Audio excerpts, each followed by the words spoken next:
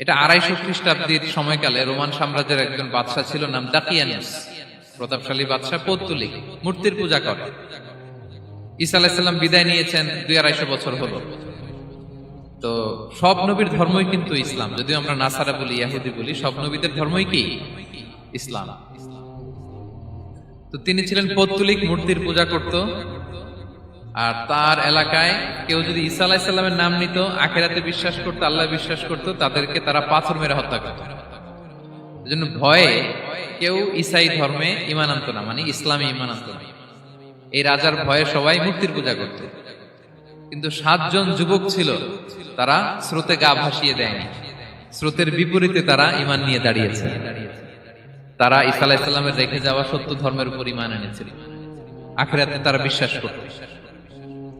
তো এই 7 জন যুবকের কথা ছড়াতে ছড়াতে রাজা দাকিয়ানুসের কাছে চলে যায়। উনি তো রেগে মেগে আগুন ডেকে পাঠালো 7 জনকে। তাদেরকে জিজ্ঞেস করলো, তোমরা কাকে মানো? বলতেছে, এক আল্লাহকে মানি। সাহসী, খুবই সাহসী।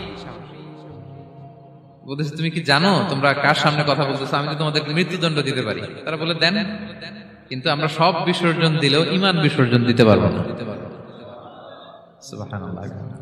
তিনি বললেন, তোমরা যুবক মানুষ, রক্ত গরম, আবেগে কথা বলতেছো, 3 দিন সময় দিলাম, যাও, ঈসার নাম ভুলে যাও, আখিরাত ভুলে যাও, আল্লাহর নাম ভুলে যাও। 3 দিন পরে তোমাদেরকে আবার ইন্টারভিউ নেব। ওই দিন যদি একই কথা বলো, পাথর মেরে 7 জনকে দুনিয়া থেকে উড়িয়ে দেব। তারা চলে গেল। এবার 7 বন্ধু মিলে পরামর্শ করতে লাগলো, কি করতে পারি আমরা, এই গুণে ধরা সমাজকে আমরা কিভাবে বাঁচাবো, এই পৌত্তলিকতার ছোবল থেকে এই ইফসিস নগরীকে বাঁচাবো কি করে। নগরীটার নাম ছিল ইফসিস নগরী। পাহাড়ের ভিতরে একটা গুহা ছিল। এই গুহা কি আরবিতে বলে আল কাহাফ। কি বলে? এই সূরার নাম কি? সূরাতুল কাহাফ। তো তাদের সাথে সাথে একটা কুকুরও যাচ্ছিল। তারা বারবার তাড়িয়ে দেওয়ার চেষ্টা করতেছিল কুকুরটাকে, যাতে না যায়, কিন্তু কুকুর শুধু কান্না করে তার সাথে যাওয়ার জন্য ঘেউ ঘেউ করতেছিল। এই কুকুরটাকেও সাথে নিল। ভালো মানুষদের সাথে থাকলে কি হয় দেখেন, এই কুকুরের কথা, যেহেতু 7 জন ইমানদারের সাথে একটা কুকুর ছিল, এই কুকুরের কথা আল্লাহ সূরাতুল কাহাফে উল্লেখ করে দিয়েছেন। ওয়া কালবুহুম বাসিতুন যিরাআইহি বিল ওয়াসি। তো তারা ভিতরে গেল, যে প্রচন্ড ক্লান্ত, তারা ঘুমিয়ে পড়ল। কি করলো? এই এক ঘুমে আল্লাহ 309 বছর কাটাই দিলেন। কয়শো 9 বছর? 9 বছর ঘুম, সব ঘুম, প্রচন্ড ঘুম, ঘুম যেন আর কাটে না। 309 বছর পরে এরা জাগলো। এখন খুব ক্ষুধা, ঘুমে আর মোর ভাঙতেছে। আর একজন জিজ্ঞেস করতেছে, কি লম্বা সময় ঘুম দিলাম বোধহয় আমরা? একজন বলতেছে, হ্যাঁ, মনে সারাদিনই ঘুমাইছি আমরা। আরেকজন বলতেছে, না না, সারাদিন না, দিনের কিছু অংশ হয়তো ঘুমাইছি। আসলে কয় বছর ঘুমাইছে? 309 বছর। তো এদিকে সভ্যতার তো চেঞ্জ। এখানে ওই দাকিয়ানুস মরে, এর ছেলে মরে, এর নাতি মরে, পুতি মরে, এখন 6ষ্ঠ নম্বর রাজা আসছে। প্রজন্মের পর প্রজন্ম তো শেষ। 309 বছরে কমপক্ষে 4-5টা জেনারেশন চেঞ্জ হবে। তো জেনারেশন চেঞ্জ হয়ে, এলাকা চেঞ্জ হয়ে, তারা যে স্বপ্ন দেখেছিল এই ইফসিস নগরীতে কালিমার পতাকা উঠবে, তাদের স্বপ্ন আল্লাহ বাস্তবায়ন করেছেন। 309 বছরের ব্যবধানে এই এলাকার সবাই মুসলিম হয়ে গেছে। আল্লাহ চাইছিলেন ওদেরকে দেখাবে, এটা ওদের স্বপ্নটা যে বাস্তবায়ন হয়েছে এটা দেখাবে। তো ঘুম থেকে উঠছে, একজনকে তারা বললো যে লুকায় লুকায় চাদর মুড়ি দিয়ে কিছু রুটি নিয়ে আসো বাজার থেকে, যাতে তোমাকে না চিনে। চাদর মুড়ি দিয়ে যাও। কিছু পয়সা ছিল, মুদ্রা দিয়ে দিছে। তো সে যে যখন দোকানদারের কাছ থেকে রুটি নিয়েছে আর মুদ্রা দিছে, দোকানদার বলে, এই মুদ্রা কোথা থেকে আসলো? 309 বছর আগে মালয়েশিয়াতে রিঙ্গিট ছিল কিনা জানি না, যেভাবে ওরা ট্রানজাকশন করতে পারে, যেটা ছিল ওইটা যদি এখন কেউ দেয়, রাজধানী বিলাসে খাবার পাওয়া যাবে? হ্যাঁ। তো রুটিওয়ালা বলে, তুমি বর্তমান সময়ের মুদ্রা দাও, এটা দিচ্ছ কেন? বলতেছে, এটা তো বর্তমান সময়ের মুদ্রা। বলতেছে, এই যে মুদ্রার মধ্যে দেখো কোন সালের সিল দেওয়া, এটা তো শত শত বছর আগে। বলতেছে, কি বলে শত বছর আগে? আমি তো আজকে সকালেই বাজার করলাম, ওই বাজার করে যে টাকাগুলো ছিল ওইটাই তো পকেটে। বলতেছে, বলে কি? নিশ্চয়ই তুমি গুপ্তধনের সন্ধান পেয়েছো, হিডেন ট্রেজার। বলো, মানে তার সাথে এদের কথাবার্তা কিছু মিলতেছে না। পরে তাকে ধরে ওই সময়কার রাজার কাছে নিয়ে গেছে। ওই রাজা আবার মুসলিম, সবাই মুসলিম তখন। সে যা বলে এরাও কেউ বিশ্বাস করে না, এরাও যা বলে এও বিশ্বাস করে না। আর এলাকা, এর বাড়িঘর আসবে কোত্থেকে? এর নাতি পুতি যা আছে, 5-6 পুরুষ তো মরে সবাই কবরে। তখন তার কথা শুনে সবাই অবাক। তো এটা মিলানোর জন্য তারা 309 বছর আগের দাকিয়ানুস বাদশার সরকারি যে নথিপত্র, ওই পুরাতন ছিঁড়া নথিপত্র তারা বের করলো। বের করে দেখে ঠিকই দাকিয়ানুস নামে এক বাদশা ছিল, আর অনেক শত শত বছর আগে মোস্ট ওয়ান্টেড 7 জন যুবক ছিল যাদের ব্যাপারে এক্সিকিউশনের অর্ডার ছিল। এখন দেখে তারা অবাক। লম্বা ঘটনা আমি শর্ট করে বলতেছি। পরে সবাই মিলে তাকে সহ ওই গুহায় গেল। গুহায় যাওয়ার পরে সে বাকিদেরকে ডাকতে গুহার ভিতরে ঢুকলো। আল্লাহ তাআলা 7 জনকে ওইখানে মৃত্যু দিয়ে দিলেন। চিরকালের জন্য এই 7 জন ঘুমায় পড়ল। আর এলাকাবাসী রাজা সহ এখানে তারা একটা মসজিদ নির্মাণ করলো। This is the story of আসহাবে কাহাফ। তো এলাকাবাসী যদিও মুসলিম হয়েছিল, কিন্তু আখিরাতের ব্যাপারে তাদের একটা সন্দেহ ছিল যে আসলে মানুষ মরার পরে কি আবার জীবিত হবে, মৃত্যুবরণ করার পরে আবার মানুষ জীবিত হবে। তাদের মনের মধ্যে একটা সন্দেহ ছিল যে আসলে মারা গেলে মানুষ আবার উঠতে পারে।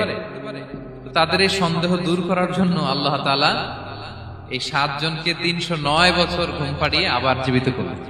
সুবহানাল্লাহ বিহামদিহি। আসহাবে কাহাফের পরে সূরা কাহাফে আল্লাহ তাআলা একজন বাগানওয়ালার ঘটনা বলেছে। 2 জন বন্ধু, একজন একটু গরিব, সে বিশ্বাসী, আরেকজন ধনী, সে অবিশ্বাসী। তাকে আল্লাহ তাআলা বিশাল বড় খেজুরের বাগান আর আঙ্গুরের বাগান দিয়েছেন, বিশাল বড়, অনেক বড় বিজনেস ম্যাগনেট। তো এই সম্পদের অহংকার সে করত। সে প্রায় তার গরিব বন্ধুকে বলতো যে তোর চেয়ে আমার সম্পদও বেশি, সন্তানও বেশি, জনবল বেশি, লোকবল বেশি, অর্থবল বেশি, সব বেশি।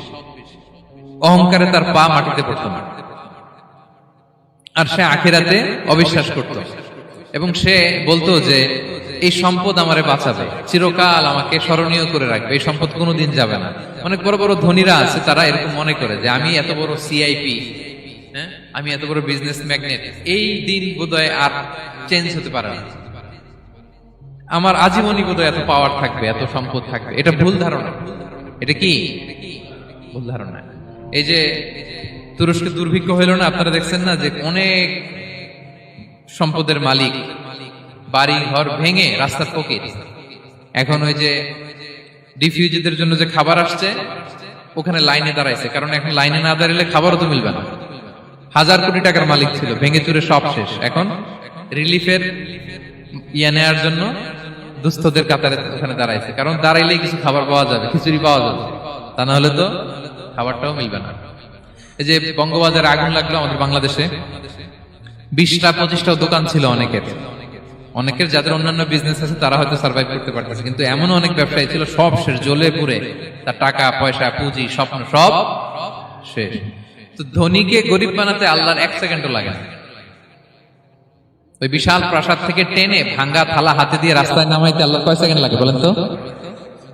1 সেকেন্ডও লাগে না। সো এই লেসনটা কিন্তু আমাদের নিতে হবে। এবং ওই ব্যক্তির নসিবে তাই ঘটেছিল। সে যখন অহংকার করতেছিল, আল্লাহ তাআলা আকাশ থেকে হুসবান একটা আগুন পাঠালো। ওই আগুন এসে তার আঙ্গুরের বাগান, তার খেজুরের বাগান, বিশাল মাইলকে মাইল এই বাগান জ্বালিয়ে পুরো মুহূর্তের মধ্যে সারকার করে, এবং মুহূর্তের মধ্যে সে পথের ভিখারি, ফকির। এই ঘটনাটা এনে আল্লাহ তাআলা সম্পদশালীদেরকে রিমাইন্ডার দিলেন যে এই সম্পদের ফিতনায় তোমরা পড়ে যেও না। আমরা সম্পদশালী হলে বাস্তবতা অনেক সময় ভুলে যাই। সূরাতুল হুমাজাতে আল্লাহ তাআলা বলেন ইয়াহসাবু আন্না মালাহু আখলাদা। সম্পদশালীরা মনে করে এই সম্পদ আমাকে চিরকাল বাঁচিয়ে রাখবে, চিরকাল বোধহয় এই সম্পদ আমার হাতে থাকবে। না, এটা হাতের ময়লা, আজ আছে কাল নাই, যে কোনো সময় চলে যেতে পারে। এটা হচ্ছে ম্যাটেরিয়ালিস্টিক আউটলুক, বস্তুবাদী চিন্তা থেকে এই আমাদের ধনী ভাইদের এই সমস্যাটা হয়। সে ইমানের পরীক্ষায় আমাদেরকে ফেলবে। সে এসে বলবে আমি তোমার রব, এবং এটা প্রমাণ করার জন্য যা যা দরকার আল্লাহ তাআলা তাকে সব দিবেন, সে সব করতে পারবে। সে বলবে আমি তোমার রব। যদি বিশ্বাস না হয়, তোমার বাবাকে যদি জীবিত করে বিশ্বাস করবে, অনেকে বলবে হ্যাঁ আমার আব্বাকে জীবিত করে দেখান, তো তার বাবাকে ঠিকই সে জীবিত করে ফেলবে। আসলে শয়তান তার বাবার সুরাত নিয়ে সামনে দাঁড়াবে, আরে তাই তো, এটাই তো আমার বাবা, এটাই তো আমার দাদা। মানুষ ফিতনায় পড়ে যাবে, ইমানের ফিতনায়। সে ভাববে আসলে এটাই বোধহয় আমার রব, এবং তাকে এত ক্ষমতা দেয়া হবে, তার ডান দিকে থাকবে জান্নাত, বাঁ দিকে জাহান্নাম। তার কাছে আল্লাহ এটা দিবে। যে তার কথা শুনবে তাকে সে জান্নাতে ঢুকাবে, কিন্তু জান্নাতে ঢুকে সে জাহান্নামের শাস্তি ভোগ করবে। এটা তার বাইরের মানুষ বুঝবে না, অ্যাপারেন্টলি এটা জান্নাত। আর যে তাকে মানবে না তাকে সে জাহান্নামে ফেলবে, কিন্তু জাহান্নামে ঢুকলেও সে জান্নাতের নাজ নেয়ামত ভোগ করবে। তাহলে এই যে ইমানের ফিতনায় সে ফেলে দিবে আমাদেরকে। তো ইমান কি করে বাঁচাবো, এটা সলিউশন আমি শোনাবো আপনাদের। 2 নম্বরে, সে আমাদেরকে সম্পদ দিয়ে ফিতনায় ফেলবে। যার যা লাগবে সে তাই দিতে পারবে, যা লাগবে। সে যদি আকাশকে বলে আকাশ বৃষ্টি দাও, যাকে তারা মানবে ওই এলাকায় বৃষ্টি হবে, সুজলা সুফলা শস্য শ্যামলা হবে, সে সমস্ত এলাকা ফল মূলে ভর্তি হবে, বরকত আর বরকত। আর যে এলাকার লোকেরা, জনপদের লোকেরা তাকে মানবে না, সে বলবে ওখানে বৃষ্টি হবে না, হবেও না, ওখানে খরা, দুর্ভিক্ষ, মাটি ফেটে চলছে, মানুষ না খেয়ে মরবে, মহামারী দুর্ভিক্ষ দেখা দেবে। তখন বিশ্ববাসী মনে করবে এটাই বোধহয় আমাদের রব। তার মানে সম্পদ দিয়ে ফিতনায় ফেলে দিবে। 3 নম্বর হচ্ছে নলেজ। তার জ্ঞানের কাছে গোটা বিশ্ব হার মানবে। পূর্বের পরের যত জ্ঞান আছে সব আল্লাহ তাকে দিবে। ইলমুল আউয়ালিন ওয়াল আখিরিন, এমন কোন প্রশ্ন নেই যেটা দিয়ে তাকে আটকানো যায়। যাই জিজ্ঞেস করবেন সব জানতা, সব বলে দেয়। ভবিষ্যৎবাণী বলে দিবে, বলবে আগামীকাল ওইখানে অমুক দেশে বোমা বিস্ফোরণ হবে, হবে ওইখানে, ওখানে দুর্ভিক্ষ হবে, হবে, ভূমিকম্প হবে, হবে। সে যা বলবে তাই হবে। তার জ্ঞানের এই বহর দেখে মানুষ ফিতনায় পড়ে যাবে। 4 নম্বর হচ্ছে দ্য ট্রায়াল অফ পাওয়ার, ক্ষমতা। তার ক্ষমতার সামনে সবকিছু একেবারে ছিন্ন বিচ্ছিন্ন হয়ে যাবে, এত ক্ষমতা হবে তার। সাইয়েদনা ইব্রাহিম আলাইহিস সালামের ফ্যামিলি, সুবহানাল্লাহ। এরকম ফ্যামিলি আমরাও চাই কি চাই না? বলেন, আমাদের ফ্যামিলিও সাইয়েদনা ইব্রাহিম আলাইহিস সালামের ফ্যামিলির মতো হোক, আমরা চাই কি চাই না? কি বরকতময় ফ্যামিলি, সুবহানাল্লাহ। সাইয়েদনা ইব্রাহিম আলাইহিস সালাম স্বামী, স্ত্রী হচ্ছেন হাজার, যাকে আমরা বিবি হাজেরা বলি বাংলায়। বাংলা আমরা কি বলি? বিবি হাজেরা। আর ওনাদের সন্তান হচ্ছে সাইয়েদনা ইসমাঈল আলাইহিস সালাম। 3 জনের ফ্যামিলি। কয় জনের? ওনাদের পা জমিনের যেখানে লেগেছে সে জায়গাটাই বরকতময় করে দিয়েছে কে? দেখেন, সাইয়েদনা ইব্রাহিম আলাইহিস সালামকে আল্লাহ তাআলা বললেন, হে ইব্রাহিম, ওয়াআযিন ফিন নাস বিল হজ ইয়াতুকা রিজালা ওয়া আলা কুল্লি দামির ইয়াতিনা মিন কুল্লি ফাজ্জিন আমীক। হে ইব্রাহিম, তুমি কাবা ঘর নির্মাণ করো, তারপরে আযান দাও। সাইয়েদনা ইব্রাহিম আলাইহিস সালাম এবং সাইয়েদনা ইসমাঈল আলাইহিস সালাম বাপ বেটা মিলে তারা কি করলেন? কাবা ঘর নির্মাণ করলেন। আর কেউ নাই ওখানে, বাবা আর ছেলে। সাইয়েদনা ইসমাঈল আলাইহিস সালাম পাথর এনে দেয়, সাইয়েদনা ইব্রাহিম আলাইহিস সালাম পাথর দিয়ে আল্লাহর ঘর নির্মাণ করলেন। পড়েন সুবহানাল্লাহ। এরপর আল্লাহ তাআলা বললেন, তাহহিরা বাইতিয়া লিত-তাইফিনা ওয়াল আকিফিনা ওয়াল রুকআইস সুজুদ। ইব্রাহিম, ইসমাঈল, আমার বান্দাদের জন্য কাবা আঙিনা ঝাড়ু দাও। সাইয়েদনা ইব্রাহিম আলাইহিস সালাম কাবা ঘর ঝাড়ু দিলেন। আপনারা মসজিদ ঝাড়ু দিবেন, মসজিদ পরিষ্কার করবেন, এতে অন্তর পরিচ্ছন্ন হয়। এই যে আপনাদের এখানে সূরাও আছে না? সূরার নাম কি? হ্যাঁ, এই যে আল আকসা মসজিদের সাথে আপনারা সবসময় নিজেদেরকে সম্পৃক্ত রাখবেন, মসজিদ পরিষ্কার পরিচ্ছন্ন রাখবেন। এটা সাইয়েদনা ইব্রাহিম আলাইহিস সালামের সুন্নাত। সুবহানাল্লাহ। সাইয়েদনা ইব্রাহিম আলাইহিস সালাম ওনার পা লেগেছে এখানে, এটা হয়ে গেছে মাকাম ইব্রাহিম। এটা হয়ে গেছে কি? মাকাম ইব্রাহিম। এবার দেখি ওনার স্ত্রী হাজার, বিবি হাজেরার পা কোথায় লাগছে? আল্লাহু আকবার। সাইয়েদনা ইব্রাহিম আলাইহিস সালামের শেষ কালে আল্লাহ তাআলা ওনাকে একটা সন্তান দিলেন, ইসমাঈল আলাইহিস সালাম। শেষ বয়সে সন্তান দিলেন। আইরে কি আদরের সন্তান, মায়ের সন্তান। আল্লাহ তাআলা বললেন, ইব্রাহিম যাও, তোমার স্ত্রী হাজেরা আর এই সন্তান, আদরের সন্তান ইসমাঈলকে মক্কার ধুধু মরু প্রান্তরে রেখে আসবে। কোথায়? মরু প্রান্তরে। আল্লাহ বলতে দেরি, ইব্রাহিম আলাইহিস সালামের মুখ দিয়ে দ্বিতীয় কোনো কথা নাই। এই ফ্যামিলিটা এমন, আল্লাহর আদেশ আসা মাত্রই এটা ইমপ্লিমেন্ট, বাস্তবায়ন। নিয়ে গেলেন ১৫০০ কিলোমিটার পথ পাড়ি দিয়ে। উনি থাকতেন ফিলিস্তিনে, ফিলিস্তিন থেকে মক্কায়, ধুধু মরু প্রান্ত। আজকের মক্কার মতো এত ওভার পপুলেটেড সিটি নয়, কেউ নাই ওখানে। অল্প কিছু খেজুর একটা বক্সে আর 1 মশক পানি। হাজেরাকে দিয়ে কোনো কথাও বলে না, চলে আসতেছে মরুভূমির মাঝখানে। দুধের শিশু ইসমাইলকে আর স্ত্রী হাজেরাকে রেখে ইব্রাহিম আলাইহিস সালাম চলে আসতেছে। তো হাজেরা পেছন থেকে ডাক দিয়ে বলে, ইয়া ইব্রাহিম, আমাদেরকে ধুতুমরু প্রান্তরে রেখে যে তুমি চলে গেলা, এটা কি তোমার ইচ্ছায় না আল্লাহর ইচ্ছা? ইব্রাহিম আলাইহিস সালাম বললেন আল্লাহর ইচ্ছায় রেখেছি। তখন তিনি বলেছিলেন ইদান লা ইউদাইয়ুনা, অর্থাৎ যদি আল্লাহর ইচ্ছায় রেখে যাও তাহলে আল্লাহ এখানে আমাদেরকে ধ্বংস হতে দেবেন না। সুবহানাল্লাহ বলতে পারলেন না? কি মহিয়সী নারী! আল্লাহর ইচ্ছায় যদি এখানে ফেলে যাও তাহলে আল্লাহ আমাদেরকে ঠিকই বাঁচায় রাখবেন। আমাদেরকে রিজিক দেন কে? বাঁচিয়ে রাখেন কে? কেউ যেটা পারে না পারে কে? কেউ যেটা দেয় না দেয় কে? কি মহিয়সী নারী! বলে নিদাল্লাহ ইউদাইয়ুনা, তাহলে আল্লাহ আমাদেরকে মারবে না, ভয় নাই। সেদিন ইব্রাহিম আলাইহিস সালাম চলে গেলেন, ধুধুমরু প্রান্ত, কেউ নাই। সাইয়েদাতুনা হাজার আর ছোট্ট ইসমাঈল অল্প কয়েকদিন এই পানি, মশকের পানি থেকে পানি খেয়ে, খেজুর খেয়ে ওনারা বেঁচে রইলেন। পানিও শেষ, খেজুরও শেষ। এখন সাইয়েদাতুনা হাজার উনি কিছু খেতেও পারে না, ওনার স্তনে দুধও আসে না। আর ছোট্ট ইসমাঈল হচ্ছে দুধের বাচ্চা, দুধ না খেলে ছোট্ট বাচ্চা বাঁচবেও না, ঠিক কিনা? কারো কাছে যে খাবার চাবে তারও সুযোগ নেই, ডানে বায়ে সামনে পেছনে কেউ না, কোথাও কেউ নেই। এবার ওনার স্তনে দুধও নাই, ছোট্ট বাচ্চা ইসমাঈল আলাইহিস সালাম ছটফট করে ক্ষুধার যন্ত্রণায়, খাওয়ার মতো কিছু নাই, হাত পা ছোটাছুটি করতেছে, কান্না করতেছে। এখন দুধের বাচ্চাটা ক্ষুধার কষ্টে চিৎকার করে কাঁদে, দুগ্ধপোষ্য কোনো মা এই দৃশ্য দেখে কি সহ্য করতে পারে? বলেন পারে? উনি পানির সন্ধানে, খাবারের সন্ধানে সাফা পাহাড়ে উঠলেন, পাশি পাহাড়, জাবালে আবু কুবাইস, এটার উপরে উঠলেন। উঠে সন্ধান করলেন কাউকে দেখা যায় কিনা, পানির সন্ধান আছে কিনা, মানুষের সন্ধান আছে কিনা, গাছের সন্ধান আছে কিনা।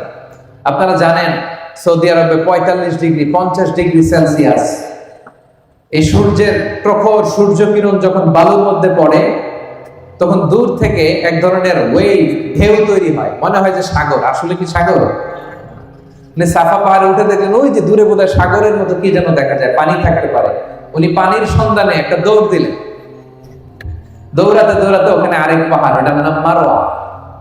ওই মারোয়া পাহাড় থেকে ওখানে যে দেখলেন না কোনো পানি নেই, কিছু নেই। আবার পেছনে তাকালেন, দেখলেন পিছনেও এরকম ঢেউয়ের মতো দেখা যায়, পানির মতো দেখা যায়। আসলে পানি না, মরিচিকা। আসলে কি পানি মনে করে উনি আবার একটা দৌড় দিলেন। এভাবে 7 বার দৌড় দিলেন। কয়বার? আল্লাহু আকবার।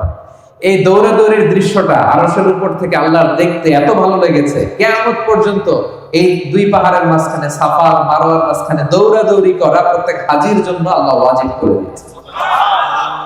দেখছেন, আমি শুরুতে বলছি না, এই ফ্যামিলি মেম্বারের পা যেখানে লাগছে, ইব্রাহিম আলাইহিস সালামের পা লাগছিলেন যেই পাথরে, পাথরের নাম হয়ে গেছে কি? মাকাম ইব্রাহিম। আর এই নারী সাইয়েদাতুনা হাজারের পা যেখানে লাগছে, মানে দৌড়াদৌড়ি করছে যেই জায়গাটার মধ্যে, যেই লোকেশনে, যেই এরিয়াতে দৌড়াদৌড়ি করছে, হাজিরা এখন ওই জায়গাতে দৌড়াদৌড়ি করে। সুবহানাল্লাহ। তাদের কার্যক্রম, তাদের অ্যাক্টিভিটিস, তাদের স্যাক্রিফাইস, তাদের আত্মত্যাগ আল্লাহ তাআলার কাছে এতটাই ভালো লেগেছে। একজন নারী দৌড়াদৌড়ি করেছে, এটা দেখতে আল্লাহ এত ভালো লেগেছে, কিয়ামত পর্যন্ত সব মুসলমানেরা যেন ওইখানে দৌড়ায়। হজে এসে আল্লাহ ওয়াজিব করে দিলেন। দেখেন ছোট্ট ইসমাইল কি উত্তর দিয়েছিলেন। তিনি বলেছেন, ইয়া আবাতি ফাআল মা তুমার সাতাজিদুনি ইনশাআল্লাহু মিনাস সাবিরিন। বাবা, আপনি যা স্বপ্নে দেখেছেন, যেটা আপনাকে আদেশ করা হয়েছে ওইটাই করুন। অচিরে আপনি আমাকে ধৈর্যশীলদের অন্তর্ভুক্ত পাবেন। সুবহানাল্লাহ। ছোট্ট বাচ্চা, আমি যদি আমার সন্তানকে বলি যে বাবা অথবা মা, আমি স্বপ্নে দেখেছি তোমাকে জবাই করব, কোরবানি করবো, আমাদের ছেলেমেয়েরা কি বলবে বলেন? হ্যাঁ, পালাবে। একজন বলতেছে পালাবে। আল্লাহু আকবার। এই ফ্যামিলি যেন তো কোনো ফ্যামিলি নয়, পৃথিবীর সবচাইতে বরকতময় ফ্যামিলি। আল্লাহু আকবার। এই যে হাজী সাহেবেরা এখন দৌড়ায়, আমি তো হজ উমরা দুটোই করেছি। আম্মাজান হাজেরা যে দৌড়িয়েছিলেন, ওই জায়গাটা আর এখনকার জায়গা একরকম নয়। এখন ওখানে এয়ার কন্ডিশন করা, নিচে টাইলস করা, সাফা থেকে মারোয়ায় টাইলস করা, এয়ার কন্ডিশন, আরামের জায়গা। উনি যখন দৌড়াইছিলেন, you have to go back to the history, একটু ফ্ল্যাশ ব্যাক করতে হবে আপনাকে, ফিরে যেতে হবে 5000 বছর আগের সেই ধুধুমরু প্রান্ত। স্বামী নাই, মানুষ নাই, কেউ নাই, ছোট্ট বাচ্চাকে মরুভূমির বালুর মধ্যে রেখে ওই নারী যে দৌড়াদৌড়ি করছিলেন, আর আমাদের দৌড়াদৌড়ি এটা এক না। সুবহানাল্লাহ পড়েন। কেউ নাই সাহায্য করার। ছোট্ট ইসমাইল পাথর এনে দিয়েছিলেন, ইব্রাহিম আলাইহিস সালাম কাবা বানাইছিলেন। ওই সময়ের কাজ আর এখনকার স্যাক্রিফাইস এটা এক নয়। ছোট্ট ছেলে ইসমাইল বললেন, ইয়া আবাতি ফাআল মা তুমার সাতাজিদুনি ইনশাআল্লাহ মিনাস সাবিরিন। বাবা, আপনি যেমনটা আদিষ্ট হয়েছেন তাই করেন, অচিরে আপনি আমাকে ধৈর্যশীলদের অন্তর্ভুক্ত পাবেন। সুবহানাল্লাহ, সুবহানাল্লাহ। কি সাহসী উচ্চারণ, কি সাহসী উচ্চারণ! ইসমাঈল আলাইহিস সালামের এই নমুনা আমাদের ছেলে মেয়েদের জন্য আদর্শ। আমরা কি আমাদের ছেলে মেয়েদেরকে এইভাবে গড়ে তুলতে পেরেছি? বিবি হাজেরা আমাদের স্ত্রীদের জন্য আদর্শ, সাইয়েদনা ইব্রাহিম আলাইহিস সালাম আমাদের জন্য আদর্শ। আমরা কি তাদের মতো এরকম স্যাক্রিফাইসিং মেন্টালিটি হতে পেরেছি প্রিয় ভাইরা? This is the question today. ছেলেও রাজি হয়ে গেল, বাবাও রাজি হয়ে গেল। নিয়ে গেলেন মিনা প্রান্তরে। যাওয়ার সময় শয়তান এসে ইব্রাহিমকে টেম্পটেশন করে, ইব্রাহিম এই কাজ করো না, তোমার ছেলে মারা যাবে। ইসমাইলকে এসে বলে, ইসমাইল যেও না, ফিনকি দিয়ে রক্ত বেরোবে। ওনারা ফিরেও তাকায় নাই, ওনারা পাথর নিয়ে শয়তানের দিকে ছুঁড়ে মেরেছে। তিন জায়গায় শয়তান এসে টেম্পটেশন দিয়েছে, ধোঁকা দিয়েছে। 3 জায়গায় তারা শয়তানকে পাথর ছুঁড়ে মেরেছে। এই পাথর ছুঁড়ে মারার দৃশ্য, throwing the pebbles, throwing the stones, এই দৃশ্য আল্লাহর কাছে এত ভালো লেগেছে। এই 3 জায়গায় কিয়ামত পর্যন্ত পাথর মারা হাজীদের জন্য আল্লাহ তাআলা হাজীদের উপর ওয়াজিব করে দিয়েছেন। জামরায়ে কুবরা, উস্তা, সগরা, এই 3টা জামারাতে, 3টা নিশানাতে পাথর মারা লাগে। 3 সাথে 21টা, আর ইয়ামুন নাহারে আরো 7টা। তো এই পাথর মারাকে আল্লাহ তাআলা ওয়াজিব করে দিয়েছেন। শুরুতে বলেছিলাম যে হজ এবং কুরবানির যত বিধান সব এই ফ্যামিলির স্মৃতিচারণ। এই ফ্যামিলি যা যা করছে এটার রেপুটেশন কিয়ামত পর্যন্ত এই স্মৃতিকে অব্যাহত রাখবে কে? সাইয়েদনা ইসমাঈল আলাইহিস সালামকে শুইয়ে দেয়া হলো। উনি বললেন, আব্বা আপনি কিভাবে আমাকে জবাই করবেন? আপনার তো কষ্ট লেগে যাবে, আপনি চোখ বেঁধে নেন, আপনি চোখে কাপড় বেঁধে নেন, আমাকে উল্টো করে শুইয়ে দিয়ে আপনি জবাই করেন। উনি চোখ বেঁধে নিলেন, ছুরি হাতে নিলেন, জবাই করতে যাবেন আল্লাহু আকবার বলে জবাই করতে যাবেন নিজের ছেলেকে। আসলে এতটুকু দেখাই আল্লাহ তাআলার উদ্দেশ্য ছিল, ঠিক কি না? সাইয়েদনা ইসমাঈল আলাইহিস সালাম জবাই হয়ে যাক, এটা কি আল্লাহ চেয়েছিলেন?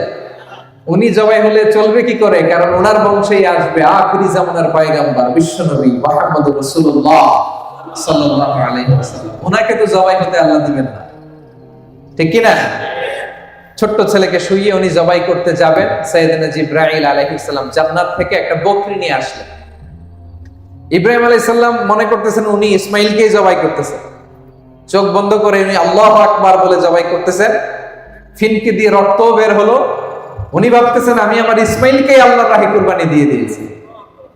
ওনার ধারণা আমি আমার ইসমাইলকে কি করেছি? কুরবানি দিয়েছি। কিন্তু চোখ খুলে দেখে ইসমাইল আলাইহিস সালাম বসে হাসছেন, আর এই পাশে জান্নাত থেকে পাঠানো বকরি কুরবানি হয়ে গিয়েছে। পড়েন আল্লাহু আকবার। এই দৃশ্যটা আল্লাহ তাআলার কাছে এত ভালো লেগেছে, কুরবানির এই দৃশ্য আল্লাহ তাআলার কাছে এত ভালো লেগেছে, কিয়ামত পর্যন্ত এই জিলহজের 10 তারিখ প্রত্যেক সামর্থ্যবান মানুষ যেন কুরবানি করে, এটা আল্লাহ তাআলা আমাদের উপর ওয়াজিব করে দিয়েছে। সুবহানাল্লাহ।